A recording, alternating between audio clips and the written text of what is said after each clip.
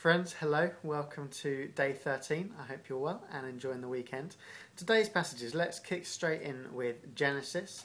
And today we see Isaac marries Rebecca. This started off yesterday. Today he marries her. And then once he's married her, the Bible says that he loved her, which was quite fortunate given that he's just married her. A little bit later on, Abraham dies. But not before having another 6 children with a new woman. If you remember, Sarah died yesterday. Well, she didn't die yesterday, but we saw yesterday that she died.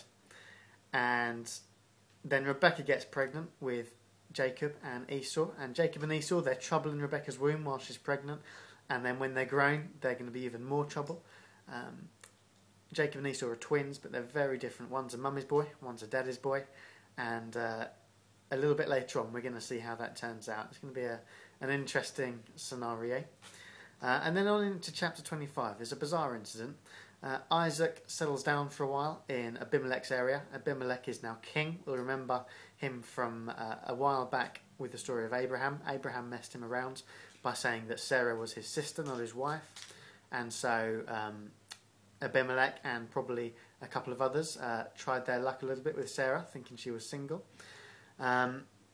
Today, in verse 7 in Genesis, let me find it, bear with me, we see, when the men of that place asked him, that's Isaac, about his wife, he said, "She is my sister," because he was afraid to say, "She is my wife." He thought the men of this place might kill me on account of Rebecca because she is beautiful. Where do we recognise that from? It's a familiar scenario. Like father, like son, and they never ever learn. Despite the fact that God has been with them faithfully and repeatedly, and God has promised them that He'll be with them, He'll look out for them, they don't learn. And so maybe they need to remember today's proverb in verse 7 where it says that God is a shield to those whose walk is blameless. Now they know that, they've been told that, they've been shown that, they've been promised that, and yet Isaac, just like his dad, is finding it incredibly difficult to trust God at His promise. And then on into Matthew. What we see today is Jesus doing, if you like, an endless stream of healing, just kind of one after the other. As soon as he finishes with one person, something else comes up and he goes and heals somebody else. Today, in today's verses, we see 5 people in straight succession that Jesus heals, including one of them that he raises from the dead. And then after that, he goes through all the towns and the villages, it says, doing the same thing. And then he makes the understatement of the century.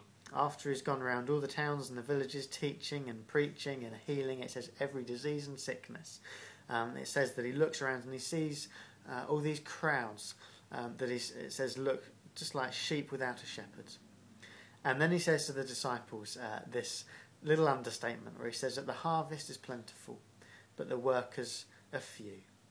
Ask the Lord of the harvest, therefore, to send out workers into his harvest fields. The harvest is more than plentiful. The harvest is massive. Towns and cities that Jesus went through and villages full of people wandering around like sheep without a shepherd. And then Jesus goes through healing and restoring. And then he says, let's be sending people out into the field to do the same. Let's be sending people out to show people the way to Jesus. Friends, let's be doing that today and this week. Let's not sit back and assume that there's not much to be doing. The harvest is more than plentiful, and there's not enough people out shepherding these sheep without a shepherd. Friends, have a great day, enjoy your weekend, and I'll see you soon. God bless.